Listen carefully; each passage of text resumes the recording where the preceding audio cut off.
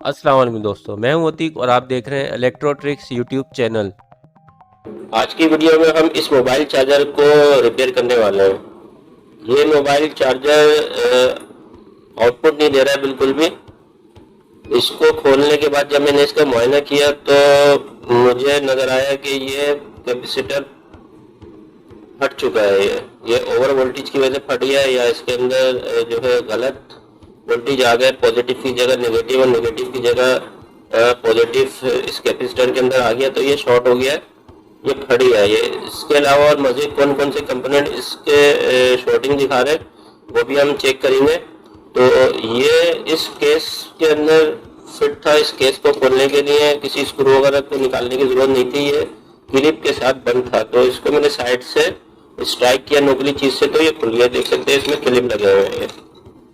ये इसकी power pin है। इसको तो अभी हम साइड में रख देते हैं। सबसे पहले तो हम इसको चेक कर लेते हैं कि ये कहाँ कहाँ शॉर्टिंग दिखा रहा है।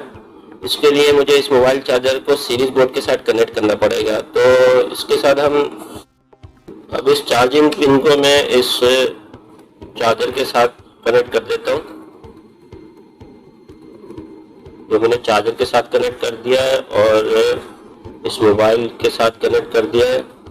अब हम इसको सीरीज बोर्ड के साथ कनेक्ट करेंगे और फिर देखेंगे कि ये ऑन होता है या नहीं होता है। तो ये मैंने सीरीज बोर्ड ले लिया अपना, ये मेरा सीरीज बोर्ड है। तो मैं आपको चेक कर देता हूँ कि ये इसमें करंट आ रहा नहीं आ रहा। देख सकते हैं इस बोर्ड में करंट आ रहा है। अब मैं इसको 220 वोल्ट से कनेक्ट करूंगा, उसके बाद देखते हैं कि आगे क्या कंडीशन बनती है। तो इसके जो एसी के पॉइंट है वो ये है, एक ये है और एक ये है। तो सबसे पहले हम इसको करंट दे देते हैं।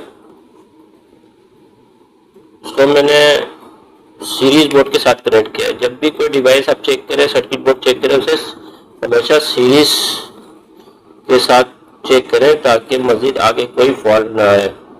जहाँ तक इसमें फॉल्ट है बस अभी तक वहीं पर ही रहे, से आगे ना बढ़े।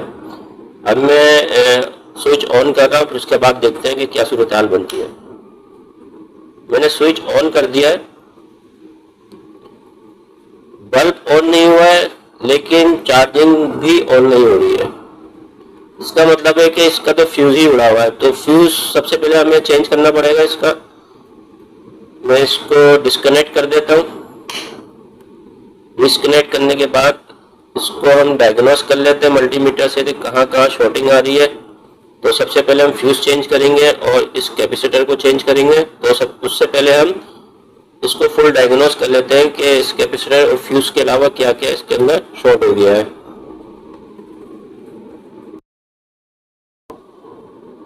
अब हम चार्जर के इस पीसीबी को मल्टीमीटर के जरिए से चेक करेंगे। हम मल्टीमीटर के जरिए से डायग्नोस करेंगे कि इस पीसीबी के अंदर कहाँ कहाँ शॉर्टिंग आ रही है। कैपेसिटर का हाल तो आप देख ही चुके हैं, कैपेसिटर फट चुका है। इसके अलावा कौन कौन से कंपोनेंट में शॉर्टिंग है वो हम देखते हैं। और इसमें करंट भी नहीं आ रहा है, लेकिन इसका फ्यूज भी खराब होगा। मल्टीमीटर को मैं कंटिन्यूटी मोड के ऊपर रख लेता हूँ और उसके बाद हम वन बाय वन चेक करते हैं कि कौन कौन से कंपोनेंट शॉर्ट है। फ्यूज को भी चेक कर लेते हैं। फ्यूज यहाँ से जला हुआ नजर आ रहा है, वैसे फ्यूज भी खराब होगा। फ्यूज को भी हम चेक कर लेते हैं। फ्यूज अगर कंटिन्यूटी नहीं दिखाएगा तो इसका मतलब कि फ्यूज भी इसका उड़ चुका है। फ्यूज कोई कंटिन्यूटी नहीं दिखा रहा है, तो इसका फ्यूज भी उड़ चुका है। तो हमें इस कैपेसिटर को और फ्यूज को तो चेंज करना ही करना है, इसको हमें रिप्लेस करना है। इसके अंदर मजीद जो कंपोनेंट लगे हुए हैं उसके अंदर ये कैपेसिटर ये है और ये ऑप्टो कपलर लगा हुआ है। ये आईसी लगी हुई है यहाँ पे, आईसी की कूलिंग के लिए इन्होंने इसके ऊपर ये दिया हुआ है। इससे आईसी कूल देती होगी यकीनन। तो ये आईसी है। एक कैपेसिटर ये लगा हुआ है, एक कैपेसिटर ये है, यहाँ पे ये डायोड लगा हुआ है, ये ट्रांसफार्मर है। मजीद कंपोनेंट चेक करते हैं। इस कैपेसिटर को भी चेक कर लेते हैं। ये कैपेसिटर भी सही है, इसमें कोई शॉर्टिंग नहीं आ रही है। उसके बाद हम इस कैपेसिटर को भी चेक कर लेते हैं। इस कैपेसिटर में भी कोई शॉर्टिंग नहीं है, कैपेसिटर भी बिल्कुल सही है। उसके बाद जो हमें कंपोनेंट नजर आ रहा है एक कैपेसिटर ये है, इसको भी हम चेक कर लेते हैं। ये कैपेसिटर भी बिल्कुल सही है, कोई शॉर्टिंग नहीं आ रही है। एसएमडी कंपोनेंट भी कुछ यहाँ पे लगे हुए हैं, ब्रिज रेक्टिफायर लगा हुआ है, ब्रिज रेक्टिफायर को भी हम चेक कर लेते हैं, कहीं कोई शॉर्टिंग तो नहीं आ रही है। इसके दोनों एसी पॉइंट, यहाँ पे भी कोई शॉर्टिंग नहीं है। इसके जो आउटपुट है डीसी पॉइंट है,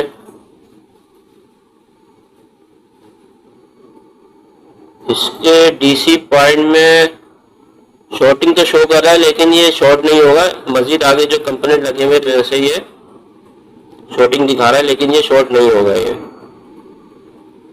इस आईसी को भी चेक कर लेते हैं। ये आईसी भी शॉर्ट नहीं है। एक डायोड यहाँ पे लगा हुआ है, ये एसएमडी डायोड, इसमें भी कंटिन्यूटी नहीं आनी चाहिए। ये एसएमडी डायोड भी बिल्कुल सही है।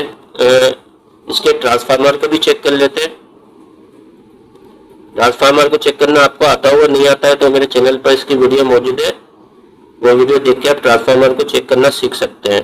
इस ट्रांसफार्मर की 2 पिन इस साइड पे है और इसकी 2 पिन इस साइड के ऊपर है, तो इनको भी चेक कर लेते हैं। ये साइड बिल्कुल सही है, ये साइड भी बिल्कुल सही है। प्राइमरी और सेकेंडरी सेक्शन के अंदर कंटिन्यूटी नहीं आनी चाहिए। इसकी प्राइमरी सेकेंडरी सेक्शन में भी कंटिन्यूटी नहीं है। ये बोर्ड यहाँ से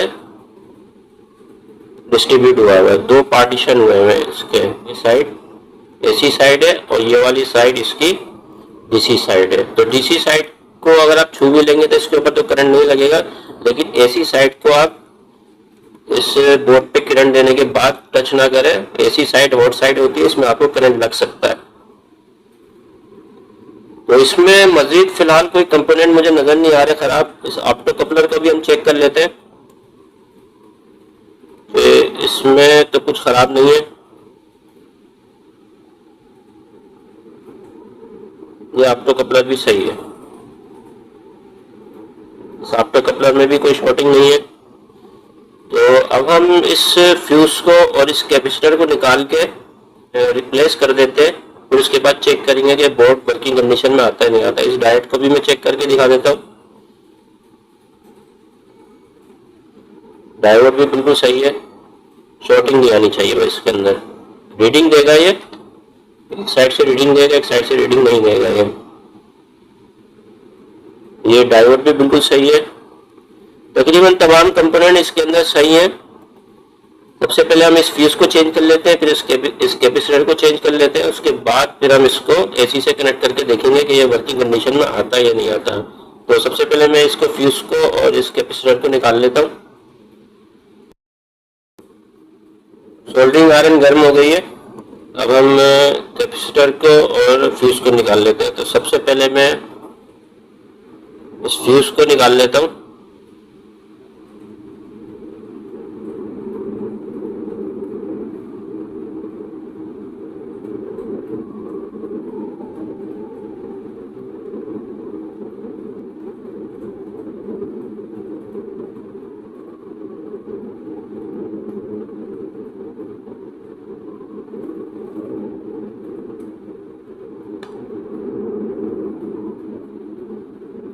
फ्यूज मैंने निकाल लिया है।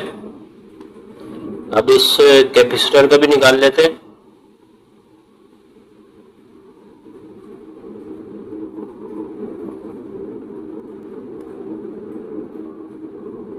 अब देख सकते हैं कि कैपेसिटर की क्या हालत हुई है।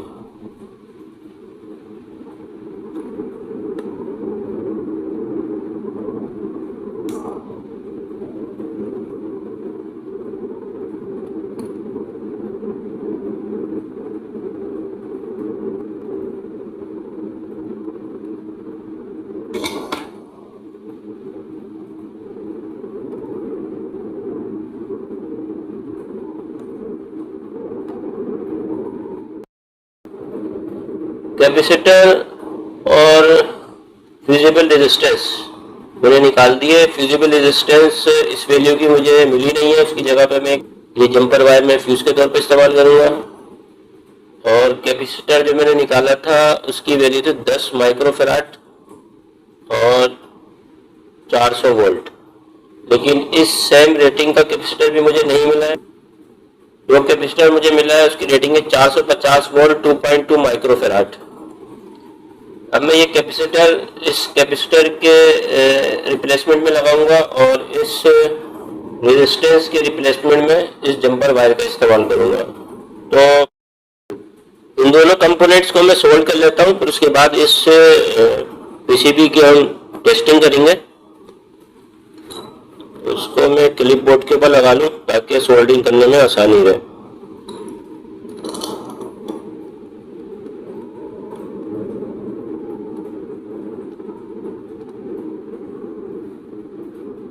क्लिप बोर्ड के ऊपर मैंने पीसीबी को लगा लिया है। अब मैं सबसे पहले जंपर वायर को सोल्ड करूंगा।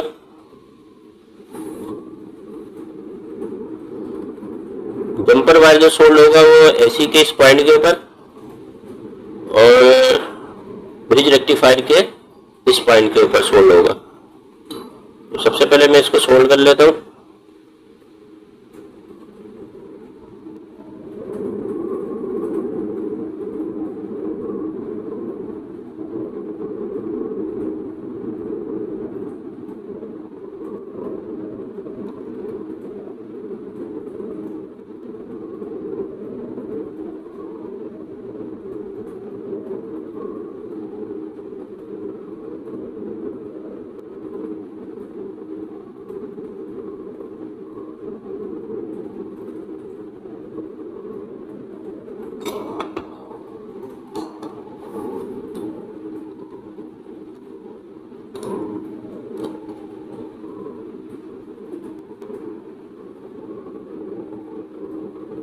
जंपर वायर आप देख सकते हैं सोल्ड हो गया।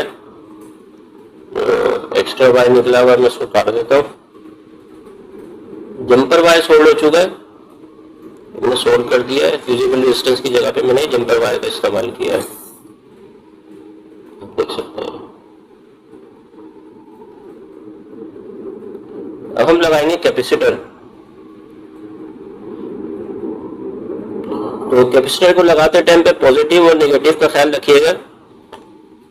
ये साइड इसकी नेगेटिव है और ये साइड पॉजिटिव है। तो पॉजिटिव और नेगेटिव की पहचान के लिए बोर्ड के ऊपर ऐसा निशान बना हुआ होता है। ये निशान वाली साइड नेगेटिव है और जो सादी वाली साइड है यहाँ पे पॉजिटिव का निशान पहले से बना हुआ, लेकिन अगर ना बना हो तो ये जो मार्क किया हुआ होता है ये नेगेटिव होता है और जो बगैर मार्क किया होता है ये पॉजिटिव होता है। तो अब हम इस कैपेसिटर को भी सोल्ड कर लेते हैं। पॉजिटिव वाली जगह पे पॉजिटिव और नेगेटिव वाली साइड पे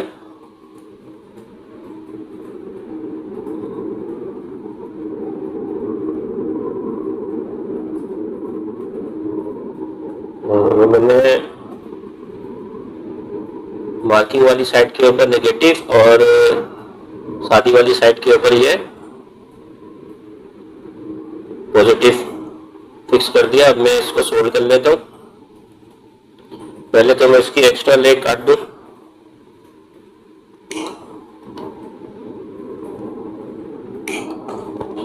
एक्स्ट्रा लेग मैंने काट दिया, मैं इसको सोल्ड कर लूंगा।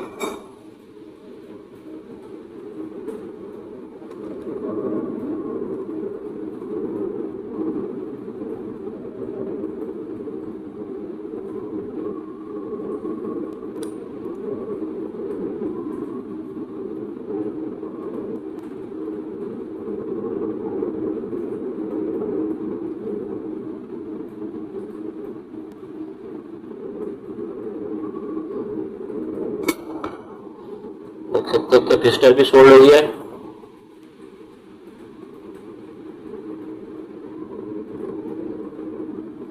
कैपेसिटर भी हमारा सोल्ड हो गया और जंपर वायर भी लग गई है। अब हमारा बोर्ड टेस्टिंग के लिए तैयार है। अब हम इसको टेस्ट कर लेते हैं। कैपेसिटर और फ्यूज हमने रिप्लेस कर दी है, सोल्डर कर लिया हमने। अब मैंने इसको सीरीज बोर्ड से कनेक्ट कर दिया है। सीरीज बोर्ड को मैं स्विच ऑन कर दूंगा अगर इसमें मजीद कोई और शॉर्टिंग हुई तो बल्ब ग्लो करेगा, और अगर ये बोर्ड सही हो गया होगा, मजीद कोई शॉर्टिंग नहीं होगी तो बल्ब ग्लो नहीं करेगा। तो इसको चेक कर लेते हैं। मैं स्विच ऑन कर रहा हूँ, बल्ब ग्लो कर रहा है, इसका मतलब है कि इसके अंदर मजीद और कोई शॉर्टिंग है। तो हम इसको दोबारा से मल्टीमीटर के जरिए से चेक कर लेते हैं कि शॉर्टिंग आखिर आ कहाँ रही है। सीरीज टेस्ट बोर्ड पे लगा के हमने चेक कर लिया, हमें शॉर्टिंग दिखा रहा है। अब हम दोबारा से इसको चेक करेंगे। पहले जब हमने इसको सीरीज बोर्ड पे लगाया था तो बल्ब बिल्कुल भी ग्लो नहीं कर रहा था, तब हमारा फ्यूज जो है वो जला हुआ था, फ्यूज बंद हुआ था, इसकी वजह से करंट आगे ही नहीं जा रहा था और हमें शॉर्टिंग का पता नहीं चल रहा था। लेकिन फिर भी हमने कैपेसिटर को चेंज किया और फ्यूज को चेंज कर दिया। फ्यूज को चेंज करने के बाद जब हमने इसको दोबारा सीरीज बोर्ड के ऊपर चेक किया तो इसके अंदर शॉर्टिंग आ रही है। तो अब इसको मजीद हम आगे चेक करते हैं। फ्यूज हमारा सही हो चुका है, कैपेसिटर हमारा सही हो चुका है। कैपेसिटर से आगे जो करंट जा रहा है वो जा रहा है इस ब्रिज रेक्टिफायर के ऊपर। सबसे पहले हम इस ब्रिज रेक्टिफायर को चेक कर लेते हैं कि इसमें कोई शॉर्टिंग तो नहीं है।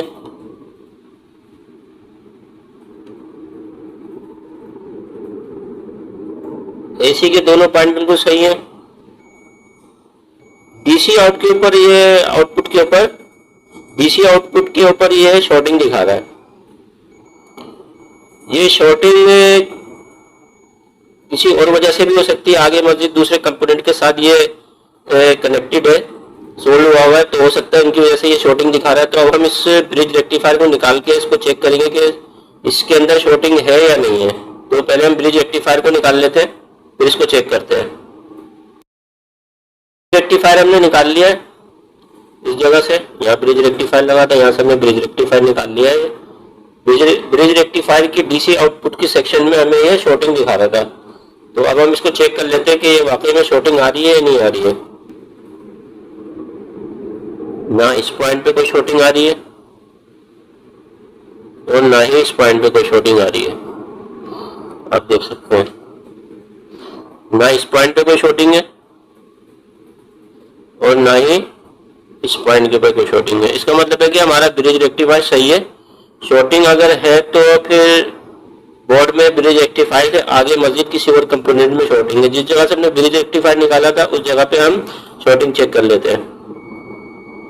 देखिए यहाँ पे अभी भी शॉर्टिंग आ रही है, इसका मतलब है कि ब्रिज रेक्टिफायर से आगे शॉर्टिंग है। इससे आगे एक आईसी लगी हुई है, हम आईसी को भी चेक कर लेंगे। आईसी को हमें बाहर निकाल के चेक करना पड़ेगा। पहले तो हम इसको बाहर निकाल लेते हैं, फिर उसके बाद इस ब्रिज रेक्टिफायर की जगह को चेक करेंगे कि अगर आईसी के निकालने के बाद शॉर्टिंग नहीं आई तो इसका मतलब है कि आईसी ही खराब है। फिर भी अगर शॉर्टिंग आती है तो फिर आगे मजीद कंपोनेंट हम चेक करेंगे। तो हम आईसी को निकाल लेते हैं। आईसी को मैं निकाल लेता हूँ। इसके ऊपर ये हीट रेजिस्टेंस लगा हुआ है, सबसे पहले तो इसको रिमूव करना पड़ेगा। हीट रेजिस्टेंस मैंने इसको से रिमूव कर दिया है। बड़ी मजबूती से लगाया हुआ था, ये किसी सोल्यूशन के ग्लू के जरिए लगा हुआ था।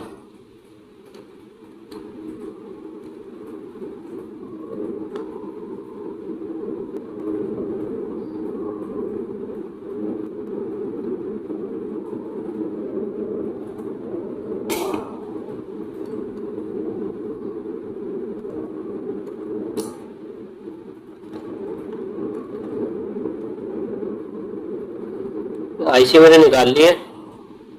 हम चेक करेंगे कि शॉर्टिंग इस आईसी की वजह से आ रही थी या किसी और कंपोनेंट की वजह से आ रही थी। तो हम इसको दोबारा से मल्टीमीटर के जरिए से चेक करते हैं। हमको जो चेक करना है वो करना है ब्रिज रेक्टिफायर के पॉइंट के ऊपर। मुझे शॉर्टिंग जो आ रही थी ब्रिज रेक्टिफायर के पॉइंट के ऊपर आ रही थी। अब आप देख सकते हैं शॉर्टिंग गायब हो गई है। ब्रिज रेक्टिफायर के पॉइंट पे जो शॉर्टिंग आ रही थी आउटपुट के ऊपर, वो सिर्फ इस आईसी की वजह से आ रही थी। ये आईसी खराब हो गई है, हमें ये आईसी रिप्लेस करनी पड़ेगी। आपने देखा हमने किस तरह से आइडेंटिफाई किया फॉल्ट को, लेकिन आपको फॉल्ट डायग्नोस करने का तरीका अच्छी तरह से समझ में आ गया होगा और आपको अच्छी खासी मालूमात हासिल हो गई होगी कि पीसीबी को हम किस तरह से चेक कर सकते हैं। लेकिन सेम आईसी हमें लगानी है, किसी और नंबर की आईसी इस बोर्ड में नहीं चलेगी। तो हम इस आईसी को हम चेक कर लेते हैं, आईसी की पिनों को। मल्टीमीटर को मैं ऑन कर लेता हूँ। मल्टीमीटर को मैंने कंटिन्यूटी मोड के ऊपर रखा हुआ है। बारी बारी सारी पिनों को चेक करेंगे। इस पिन पे शॉर्टिंग है, इस पिन पे शॉर्टिंग है और इस पिन पे भी शॉर्टिंग आ रही है। अब इन पिनों को भी चेक कर लेते हैं। पिन पे शॉर्टिंग है, इस पिन पे शॉर्टिंग है, इस पिन पे भी शॉर्टिंग आ रही है। यानी कि ये आईसी ही खराब है। इस आईसी की वजह से ब्रिज रेक्टिफायर पे शॉर्टिंग दिखा रहा था। अब ये एक अनब्रांडेड आईसी है, इसके ऊपर कोई ब्रांड नहीं लिखा हुआ। ये जरा मुश्किल से मिलेगी, इसको ढूंढना पड़ेगा। अगर ये अवेलेबल हो गई तो इस बोर्ड में लगा के और ब्रिज रेक्टिफायर को लगा के इस बोर्ड को मैं कंप्लीट कर लूंगा। फिर उसके बाद इसको सीरीज में लगा के चेक कर लूंगा कि ये बोर्ड सही हुआ है या मजीद कोई फॉल्ट इसके अंदर है। आईसी मिले या ना मिले, ये बोर्ड सही हो या ना हो, लेकिन आज आपने फॉल्ट को डायग्नोस करने का तरीका सीख लिया है। फॉल्ट को हमने किस तरह से डायग्नोस किया, हमने फ्यूज से फॉल्ट डायग्नोस करना शुरू किया और आईसी तक हम पहुंच गए। आईसी मेन वजह थी इसकी। ये याद रखेंगे, जब भी इस सेक्शन के अंदर कोई फॉल्ट ना मिले, तमाम कंपोनेंट बिल्कुल सही हो, तो डायरेक्ट आप आईसी के ऊपर आ जाए। आईसी ही खराब होती है, आईसी चेंज कर देंगे तो ये बोर्ड वर्किंग में आ जाएगा। तो उम्मीद है कि आज की वीडियो आपको पसंद आई होगी। नेक्स्ट वीडियो के लिए अल्लाह हाफिज।